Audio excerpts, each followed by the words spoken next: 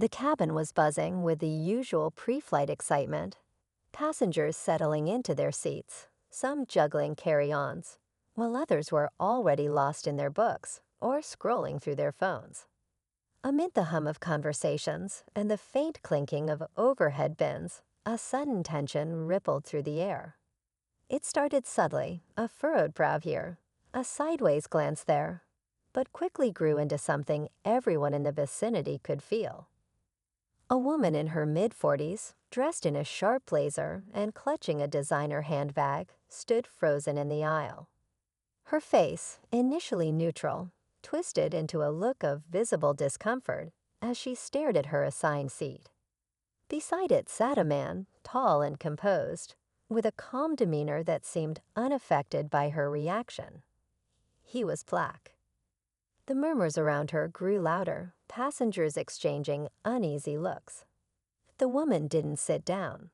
Instead, she shifted her weight uncomfortably, her eyes darting between the seat number and the man, as if silently hoping the situation would magically resolve itself.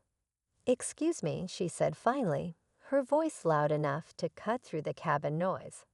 A flight attendant quickly approached, her professional smile faltering slightly as she noticed the scene unfolding. "Yes, ma'am. How can I assist you?" The woman's voice dropped to a barely audible whisper, but the urgency in her tone was unmistakable. "There's been a mistake. I can't sit here. I need to change my seat." The flight attendant, maintaining her composure, glanced at the man, who remained silent, his expression unreadable. "I'm sorry, ma'am, but the flight is fully booked. We're unable to accommodate seat changes at this time." The woman's lips tightened. She glanced around, hoping for some kind of support, but the other passengers avoided her gaze. The tension in the air thickened. "I don't think you understand," she said, her voice rising. "I cannot sit here. It's unacceptable." The attendant's polite demeanor now carried a hint of firmness. "Ma'am, this is your assigned seat. If there's a specific concern, I'd be happy to address it." The woman hesitated, her face flushing with frustration and something else. Something harder to name but impossible to ignore. Her voice dropped again, though not low enough to escape the ears of those nearby. "I don't feel comfortable sitting next to him." A collective gasp rippled through the cabin. Some passengers exchanged looks of disbelief, while others shifted uncomfortably in their seats. The man beside her remained calm, his gaze fixed out the window as if he hadn't heard a word. The flight attendant's expression hardened, the weight of the situation clear in her eyes. "Ma'am, I'm going to need you to take your seat now, or we'll have to involve the captain." But the woman didn't move. She crossed her arms, her defiance clear. "I'm not sitting here. Do something about it." As the situation escalated, passengers began pulling out their phones, some recording the confrontation, while others whispered among themselves. The tension was palpable, the kind that made every second feel like an eternity. What happened next shocked everyone, something no one on that flight could have predicted. The silence that followed was almost deafening, broken only by the faint hum of the airplane's ventilation system. The flight attendant took a step back, her professional facade still intact, but her unease showing in the tightness of her jaw. Passengers nearby sat motionless, their gazes fixed on the scene like an unscripted drama unfolding before their eyes. The woman's refusal to sit down was quickly becoming more than a simple inconvenience. It was now a spectacle. Her sharp features betrayed a mix of indignation and stubbornness, as if she believed she was fighting some righteous battle. The man beside the window, however, hadn't moved a muscle. He sat with an air of quiet dignity, his hands resting on his lap, his posture upright but relaxed. It was as though he had seen this kind of behavior before and was all too familiar with how it would play out.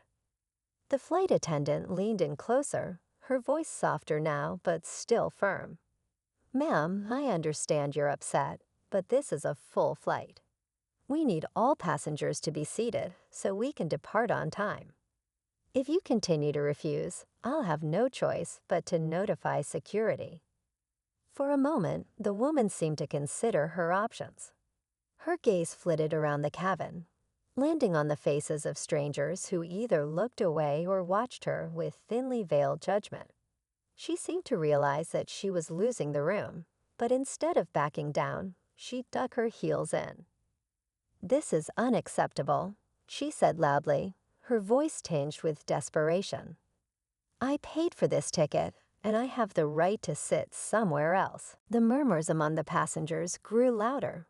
Some shook their heads in disbelief, while others whispered to their seatmates. A young woman across the aisle muttered, "This is 2025. How is this still happening?" Her friend nodded, glancing at the man by the window, who remained as still and composed as ever. The flight attendant straightened her back, clearly reaching the limits of her patience. She turned to the man, her expression softening. "Sir, are you comfortable here? Would you prefer to switch seats with another passenger?" The man finally looked up, his gaze steady and kind. His voice, when he spoke, was calm and measured. "Thank you, but I'm fine where I am." His words were simple, but they carried weight.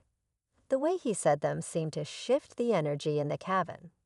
It was clear he wasn't about to let someone else's prejudice dictate his actions. The woman scoffed, throwing her hands up as if this response only fueled her frustration. "This is ridiculous. Why won't anyone do anything about this?" At that moment, a man sitting a few rows back stood up.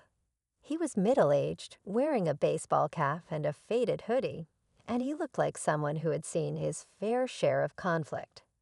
He spoke with a steady voice, loud enough for everyone to hear. "Ma'am, you're holding up the whole flight. We all have places to be, so why don't you just sit down and let us get going?" A ripple of agreement swept through the cabin, with several passengers nodding and murmuring their support. The woman turned toward the man, her face flushing with anger. "You don't understand. This isn't about holding up the flight. It's about principle." The man in the hoodie raised an eyebrow. "Principle? Lady, your principle is making a scene for no reason. Just sit down and let it go." The tension was now thick enough to cut with a knife. The woman looked back at the flight attendant, who had stepped aside to speak into her radio.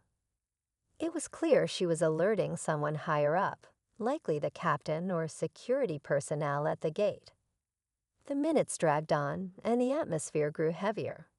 Passengers shifted uncomfortably in their seats, some scrolling through their phones to pass the time, while others watched with a mix of curiosity and discomfort. A child a few rows back asked loudly, "Mommy, why won't the lady sit down?" The mother hushed him quickly, glancing nervously at the woman in question. Meanwhile, the man at the window remained silent, his expression unreadable. He seemed to be letting the situation play out without adding to the conflict, though the weight of the moment was evident in the way he occasionally glanced at his hands or out the window. What no one knew yet, what no one could have guessed, was that this wasn't just an isolated incident. This woman's reaction was rooted in something deeper, something that would soon come to light and change the tone of the entire confrontation. The flight attendant returned, accompanied by another uniformed crew member. Her tone was now sharper, her patience clearly worn thin. "Ma'am, this is your final warning. You need to take your seat immediately, or you will be escorted off the plane." The woman's eyes widened, as if the possibility of being removed had never crossed her mind. She opened her mouth to argue, but before she could speak, a voice from the back of the plane cut through the tension. "I'll switch seats with her," the voice said. It belonged to a younger man, probably in his late 20s, wearing a casual hoodie and jeans. He stood up, his hand raised slightly, and began moving down the aisle. The offer seemed to catch everyone off guard, including the woman. For a moment, she looked almost relieved, as though this gesture validated her stance. But before she could respond, the man by the window turned to the young man and shook his head. "Thank you," he said softly, "but that won't be necessary." The younger man hesitated, looking between the two passengers and the flight attendant, unsure of what to do next. The tension in the cabin seemed to peak, everyone waiting to see how the standoff would end. And then the announcement came. "Ladies and gentlemen, this is your captain speaking.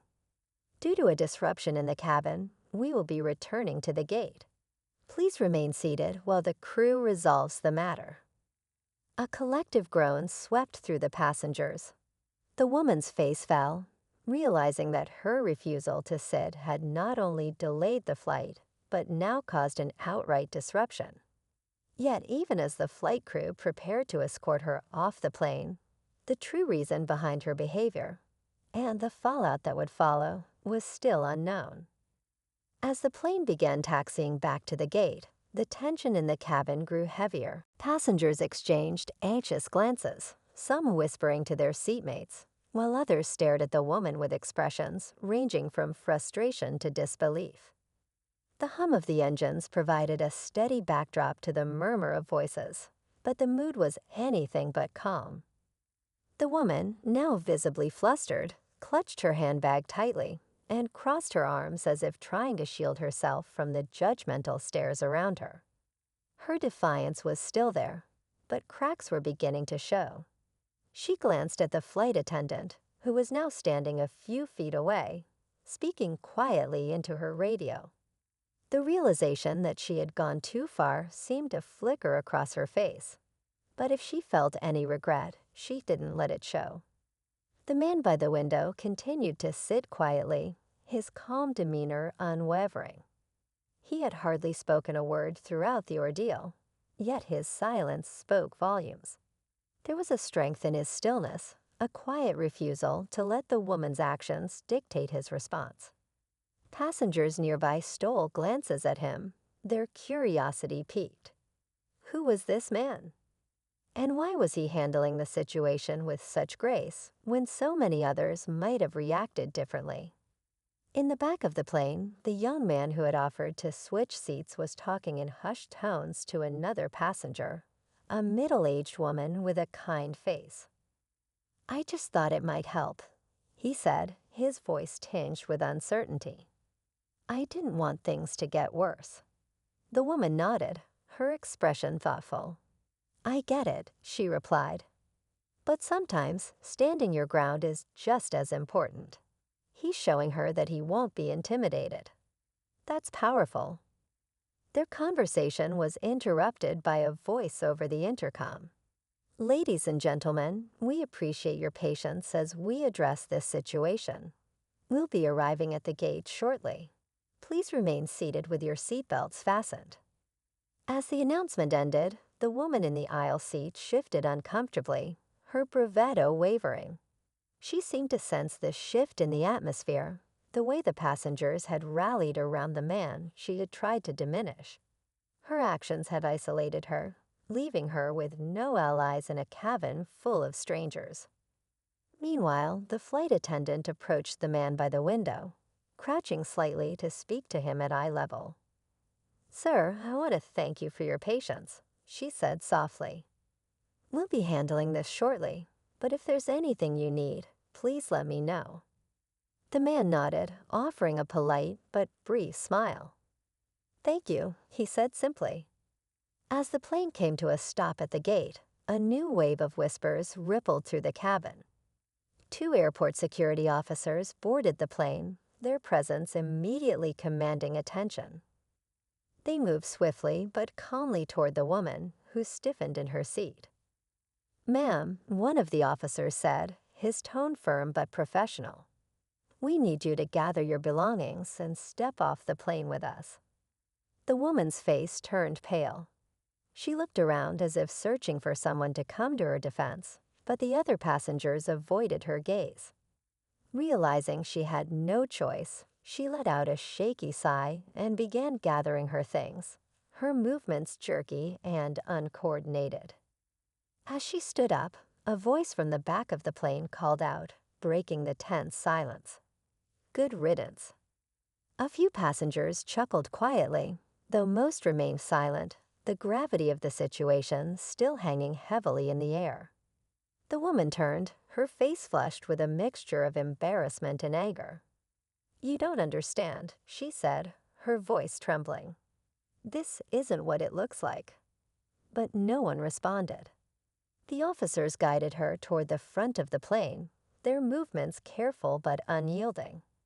As they passed the man by the window, she hesitated for a split second, her eyes meeting his.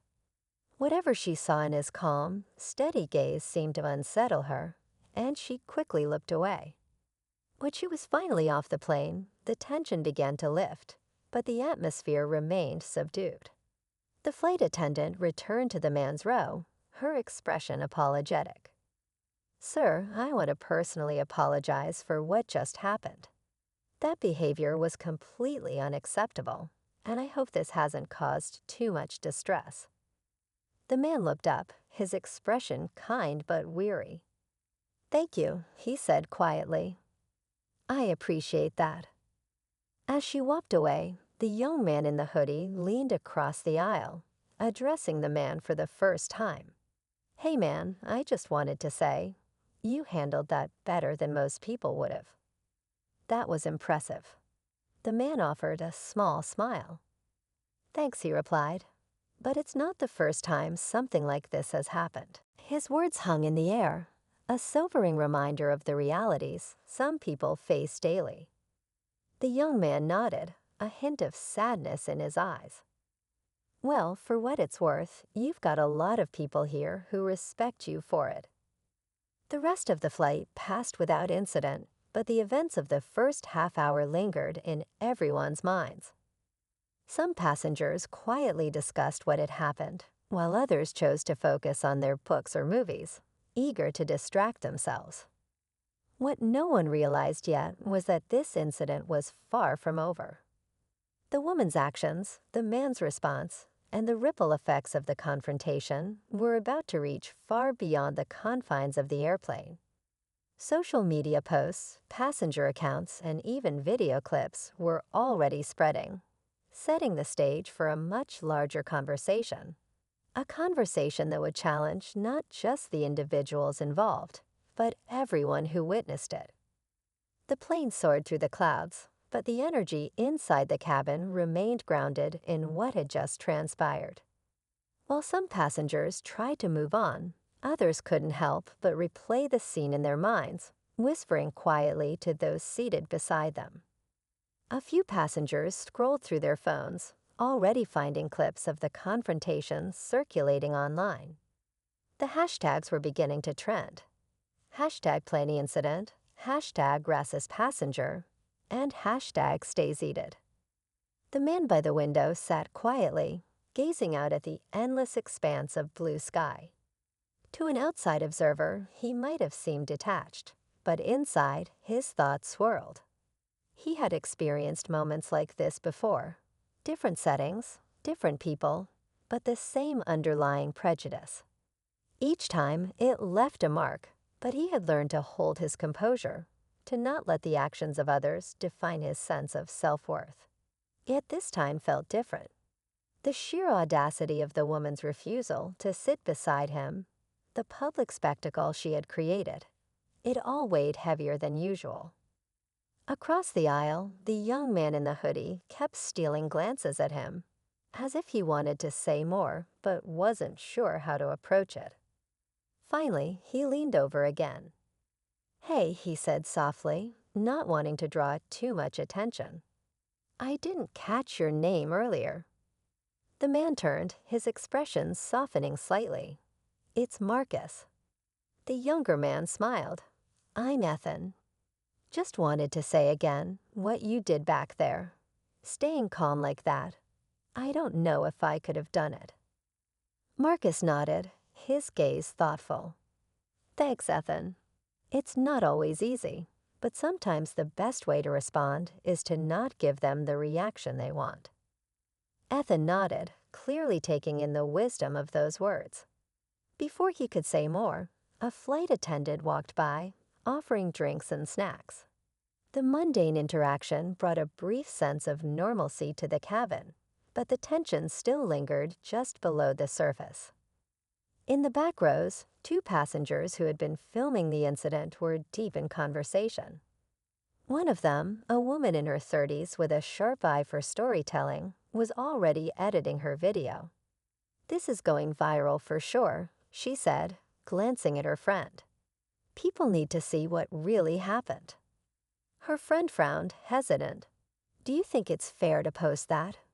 I mean, he probably didn't ask to be part of some big internet debate." The woman hesitated, her finger hovering over the upload button. "Maybe not, but if we don't share it, who will? People need to know this kind of thing still happens. It's not okay." Meanwhile, up in first class, the captain was discussing the incident with one of the senior flight attendants. Though the situation had been contained, they knew there would be fallout. Reports would need to be filed, statements collected. The airline's public relations team would likely get involved. But the captain's main concern was for Marcus. "Make sure he's okay," the captain instructed the attendant. "Let him know we'll be following up to ensure this doesn't go unnoticed." Back in the main cabin, Marcus could feel the weight of the stares, the whispers, even the occasional supportive smile. It was as if the entire plane had become hyper-aware of his presence, and he wasn't sure if that made him feel better or worse. He glanced at Ethan again, who was now typing furiously on his phone. "What are you writing?" Marcus asked, his tone light but curious. Ethan looked up, almost sheepishly. "I just posted something about what happened. Not your name or anything, just the situation. I felt like I had to say something." Marcus nodded slowly, understanding. He wasn't surprised that the incident was already spreading online. These days, nothing stayed private for long. "Just be careful," he said. "Things like this can spiral out of control fast." As the flight continued, the quiet buzz of the cabin began to shift. Passengers were receiving notifications, seeing tweets and videos about the confrontation they had just witnessed. Some nodded in recognition, others whispered to those around them, pointing at their screens. The story was already gaining traction, and everyone on board could feel it. One woman in the row ahead of Marcus turned around, her expression apologetic. "I'm sorry for what you went through," she said softly. "That wasn't right." Marcus gave her a polite smile. "Thank you. I appreciate that." Her words were well-meaning, but they also served as a reminder of the isolation he often felt in moments like this. While the support was kind, it didn't erase the sting of what had happened. As the plane began its descent, the flight attendant returned to Marcus's row, crouching down to speak with him. "Mr. Marcus," she began, her tone formal but kind. "When we land, there will be a representative from the airline waiting to speak with you. We take incidents like this very seriously, and we want to make sure you're okay, and that your experience is acknowledged." Marcus nodded, his expression unreadable. "Thank you," he said simply. The wheels touched down, and the plane taxied to the gate. As passengers began gathering their belongings, the hum of conversation grew louder. People were still talking about the incident, some openly speculating about what would happen next. Marcus remained seated, waiting for the cabin to clear. Ethan lingered as well, his hesitation clear. "Hey, Marcus," he said after a moment. "If there's anything I can do, let me know. Seriously." Marcus offered him a small smile. "Thanks, Ethan. I'll be okay."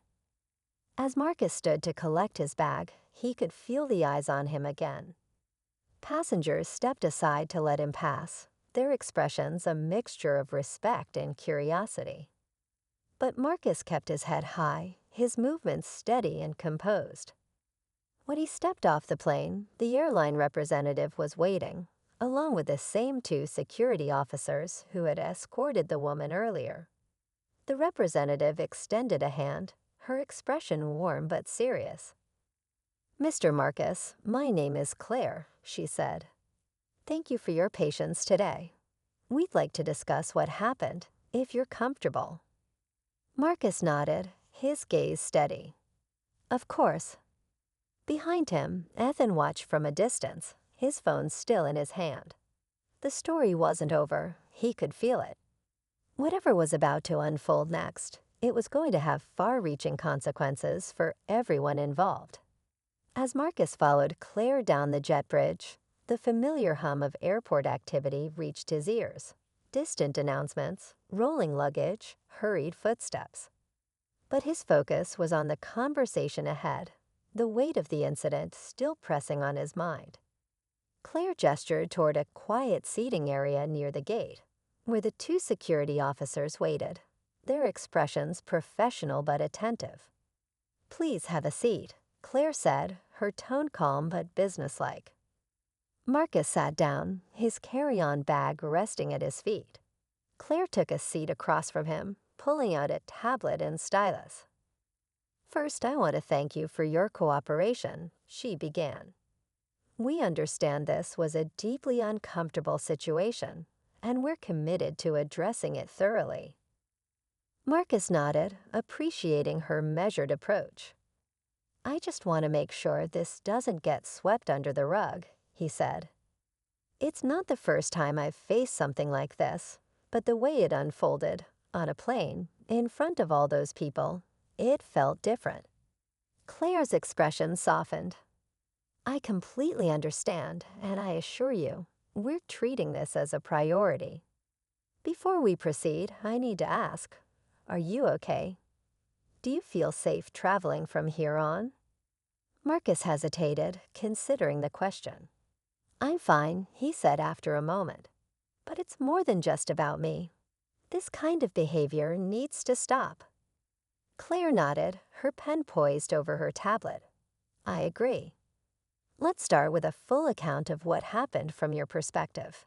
Take your time." As Marcus began recounting the events, his calm tone belied the emotions simmering beneath the surface. He described the woman's refusal to sit beside him, her escalating hostility, and the way the other passengers and crew had responded. Claire took detailed notes, her focus unwavering.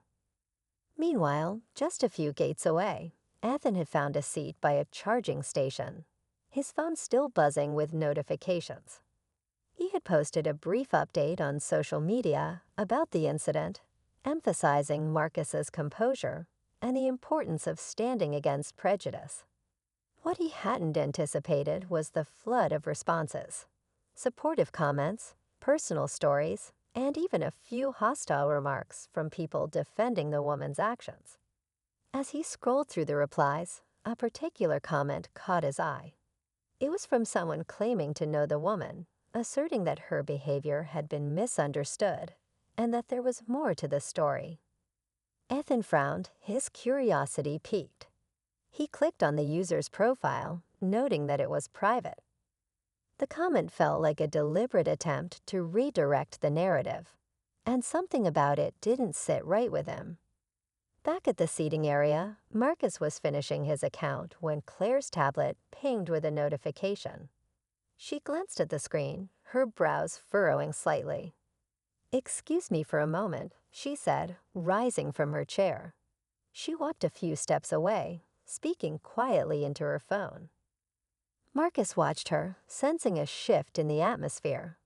The two security officers exchanged a look, their professional demeanor unchanging but their attention sharpening. Something was happening, something he wasn't privy to yet. When Claire returned, her expression was more serious. She took her seat, setting the tablet aside.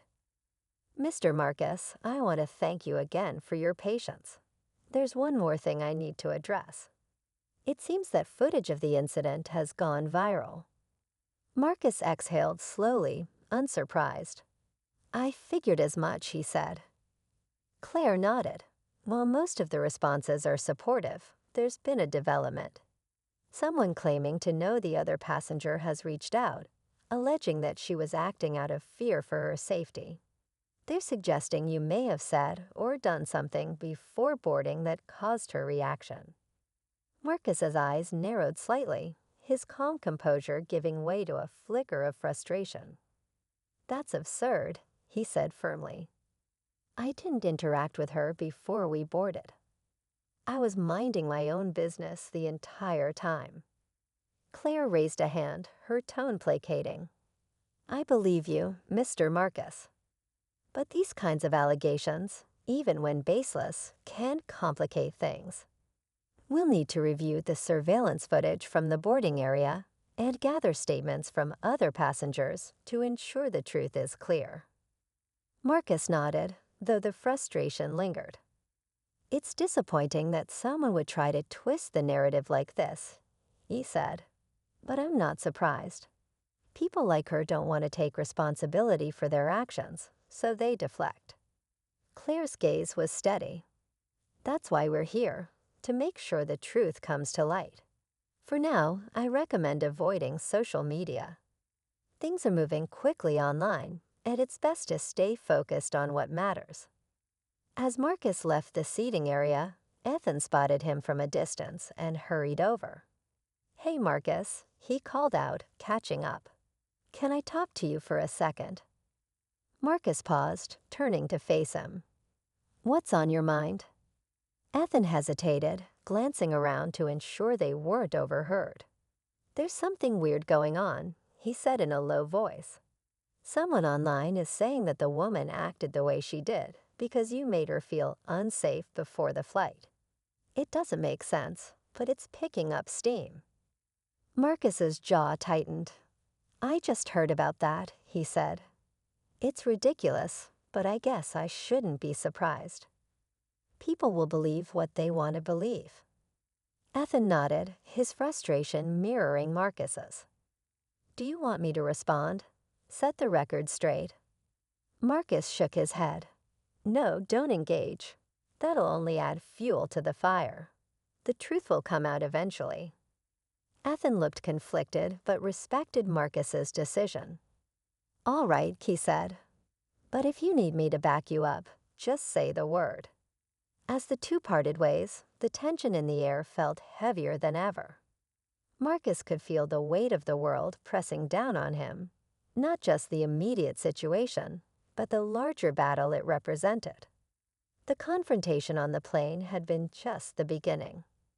Now he was up against not only prejudice, but also the insidious power of misinformation, threatening to twist the narrative in ways he couldn't control. And somewhere, just out of sight, the woman who had started it all was making moves of her own, ensuring that her version of events would reach the right ears.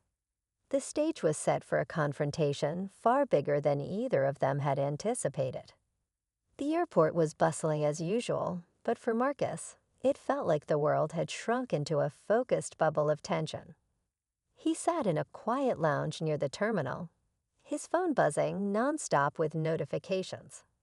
He had taken Claire's advice and avoided social media, but the updates kept finding their way to him through texts and emails from concerned friends and family. The accusations against him were gaining traction, despite their baseless nature, and he could feel the undercurrent of doubt creeping into the situation. Across the terminal, Claire was on a call with the airline's legal team, reviewing the surveillance footage from the boarding area. The evidence clearly showed Marcus arriving at the gate, headphones on, and taking a seat well away from the woman in question. He had no interaction with her at all before the flight. The video was a critical piece of evidence, but Claire knew it wasn't enough to stop the growing narrative online. What Claire didn't know yet was that Ethan had taken it upon himself to dig deeper. Fueled by a mixture of frustration and loyalty to Marcus, Ethan had scoured social media and discovered a thread of posts that painted a very different picture of the woman. It turned out she had a history of making inflammatory remarks online, often targeting people of different races and cultures. Ethan compiled screenshots and sent them to Claire, attaching a note. This might help. Claire reviewed the information, her eyes narrowing as she read through the posts. She immediately forwarded them to the legal team, along with a message to prioritize releasing a statement. The airline needed to get ahead of this before the situation spiraled further. Meanwhile, Marcus was approached by one of the security officers he had seen earlier. The officer's expression was serious but empathetic. "Mr. Marcus, we've reviewed the footage, and it completely clears you of any wrongdoing. We're working with our team to address the false allegations circulating online. We want to thank you for your patience." Marcus nodded, his shoulders relaxing slightly. "I appreciate that. It's good to know the truth is on record." The officer hesitated, then added, "There's one more thing. The passenger who made the accusations has been taken in for questioning. She mentioned having a witness to back up her story, but when we spoke to that individual, their account didn't match hers. It seems like she's been trying to manipulate the narrative." Marcus raised an eyebrow, a flicker of satisfaction crossing his face. "I can't say I'm surprised," he said. At that moment, Claire arrived, her expression a mix of determination and relief. "Marcus, we've just released a statement," she said. "We included the surveillance footage and the findings from our investigation. The response has been overwhelmingly supportive so far. People are starting to see through her lies." As Claire spoke, Marcus's phone buzzed with a message from Ethan. It was a link to a live news segment covering the incident. The anchor detailed the timeline of events, highlighting the false claims made against Marcus and commending his composure during the ordeal. The segment ended with a call for accountability, not just for the woman, but for the broader issue of racial bias. Marcus watched the screen, a mix of emotions washing over him. Relief, vindication, and a lingering frustration at the fact that this had happened in the first place. But just as he was starting to feel a sense of closure, Claire's phone buzzed with another notification. She read the message quickly, her expression darkening. "It seems the woman isn't giving up," she said. "She's claiming that the airline tampered with the footage to protect you. She's doubling down on her story." Marcus shook his head, a weary smile crossing his face. "Some people will do anything to avoid taking responsibility," he said. But before the situation could escalate further, an unexpected twist unfolded. Another passenger from the flight, a quiet older man who had been sitting a few rows behind Marcus, stepped forward. He approached Claire and Marcus with a small device in his hand. "I've been watching all this unfold," he said, his voice calm but firm. "And I thought you might need this." He handed Claire a portable recorder. "I had it on during the flight. I didn't mean to eavesdrop, but it caught everything she said before and during the incident. It's pretty clear what her intentions were." Claire took the recorder, her eyes wide. "Thank you," she said. "This could be exactly what we need." The audio recording, when reviewed, revealed the woman making blatantly prejudiced remarks to a fellow passenger before the confrontation even began. It was undeniable proof of her intent, and when the airline released the recording along with the surveillance footage, the narrative shifted entirely. The woman's accusations fell apart, and she faced both legal and social consequences for her actions. Meanwhile, Marcus found himself thrust into the spotlight, not as a victim, but as a symbol of grace under pressure. He was invited to share his story on multiple platforms, using the opportunity to speak about the importance of confronting prejudice and standing firm in the face of injustice. As Marcus prepared to board his next flight a few weeks later, he reflected on how quickly the world had changed since that fateful day. The experience had been exhausting, but it had also reaffirmed his belief in the power of truth. As he took his seat by the window, this time greeted with warm smiles and respectful nods, he felt a sense of peace. The journey wasn't over, But for the first time in a long time, Marcus felt like he was truly moving forward. And as the plane lifted into the sky, he let the weight of the past weeks fall away, focusing instead on the horizon ahead. The weeks following the incident were a whirlwind for Marcus. The story had gained so much traction that it was no longer just about what happened on the plane. It had become part of a larger conversation about accountability, respect, and how people respond to prejudice in public spaces. Marcus never sought the spotlight, but now that it was on him, he felt a responsibility to use it wisely.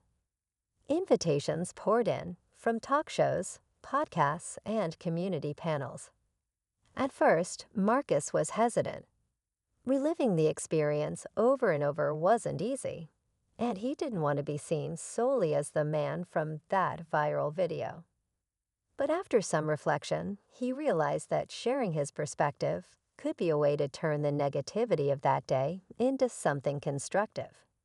His first public appearance was on a popular morning talk show. Sitting under bright studio lights, Marcus spoke with honesty and humility. He shared what the experience had been like, not just in the moment, but in the days and weeks that followed. "It wasn't just about me," he said at one point. That moment on the plane was part of something bigger, something so many people deal with every day. "I just happened to be in the spotlight this time." The audience listened intently, nodding and applauding at his words. After the segment aired, Marcus received messages from people all over the world. Some thanked him for his courage, while others shared their own experiences with discrimination. It was overwhelming, but also heartening to see how many people were inspired by his composure and resilience. Ethan had become something of an unofficial manager, helping Marcus sort through the flood of requests and opportunities. "Man, you've got people everywhere rooting for you," Ethan said one day as they sifted through emails together. "It's wild how one moment can change everything." Marcus smiled. "Yeah, but I'm trying to keep it all in perspective. At the end of the day, I'm just a guy who wanted to get from one place to another without any drama." Ethan laughed. "And now you're a symbol of grace under pressure. Funny how life works." Back at the airline, Claire and her team were wrapping up their internal review of the incident. The woman who had caused the commotion had faced significant consequences, including being placed on a no-fly list and facing legal repercussions for filing false allegations.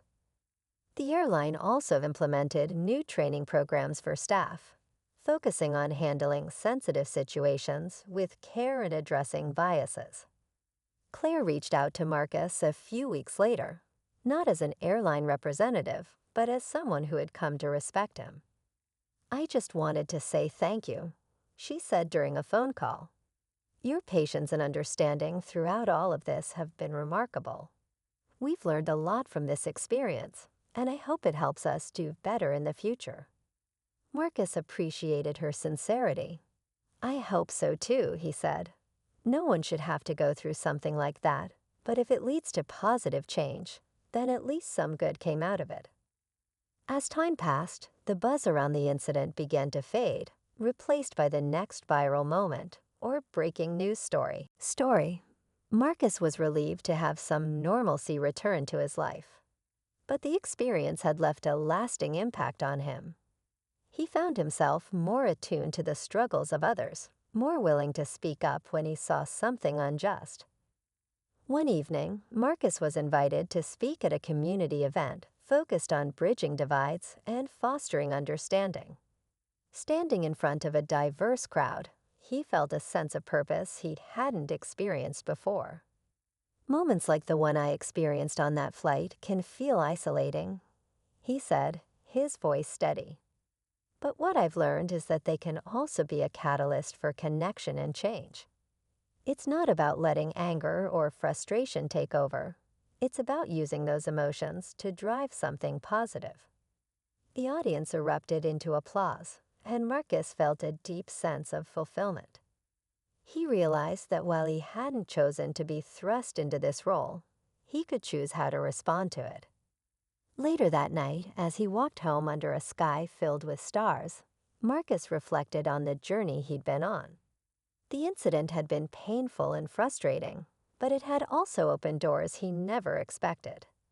He'd connected with people from all walks of life, each with their own stories and struggles, and it had reminded him of the resilience of the human spirit. Ethan called him as he reached his doorstep. "Hey, just wanted to check in. How'd the event go?" "It was good," Marcus said, a smile in his voice. "Really good. I think I'm starting to figure out how to turn this experience into something meaningful." "Man, I'm proud of you," Ethan said. "You've handled this whole thing with so much grace. Not everyone could do that." "Thanks, Ethan," Marcus replied. "But I couldn't have done it alone.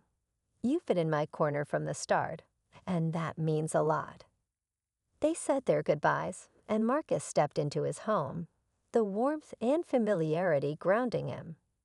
He set his bag down and took a deep breath, feeling a sense of peace he hadn't felt in weeks. Life had returned to a new normal, but Marcus knew he had changed. The experience had taught him the power of resilience, the importance of allies, and the value of standing firm in the face of adversity. As he settled into his favorite chair, a book in hand and the sound of the city humming outside, Marcus felt ready for whatever came next. It wasn't about the past anymore. It was about moving forward, with purpose and hope, one step at a time. And as he turned the page, the chapter of that fateful flight finally felt closed, leaving room for new beginnings.